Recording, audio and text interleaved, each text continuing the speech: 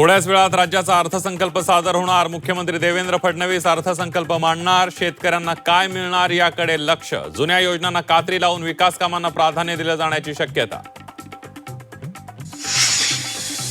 मनसेचा वर्धापन दिन यंदा किल्ले रायगडाच्या पायथ्याशी होणार। राज ठाकरे स्वराज्य भूमीतून मनसैनिकांना मार्गदर्शन करणार।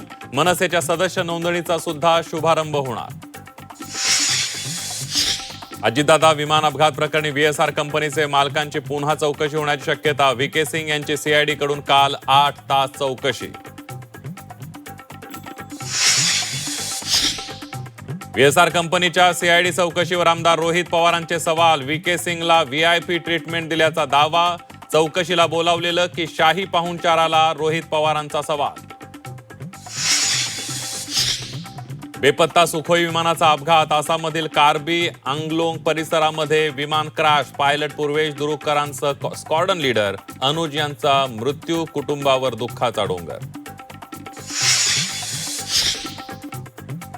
नागपूर 12वीचा पेपरफुटी प्रकरणामध्ये आणखी एक गुन्हा दाखल। पेपरफुटीचं मुख्य केंद्र उमरेड असल्याचं उघड। शिकवणी संचालक डॉक्टर अतुल चौधरी पोलिसांच्या ताब्यात।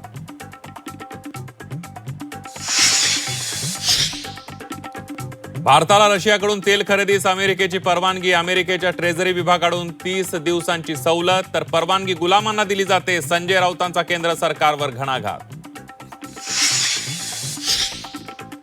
घरगुती LPG पुरवठ्याला प्राधान्य द्या। केंद्र सरकारच्या पेट्रोलियम कंपन्यांना सूचना। गॅस टंचाईच्या पार्श्वभूमीवर सरकारचे महत्त्वपूर्ण निर्देश। आणि इस्रायल-इराण युद्धाची तीव्रता 7व्या दिवशीही कायम। दोन्ही बाजूने एकमेकांवर जोरदार क्षेपणास्त्र हल्ले। आतापर्यंत इराणमध्ये 1230 जणांचा मृत्यू। युद्धाच्या वणव्यामुळे तेल, गॅस वाहतूक ठप्प।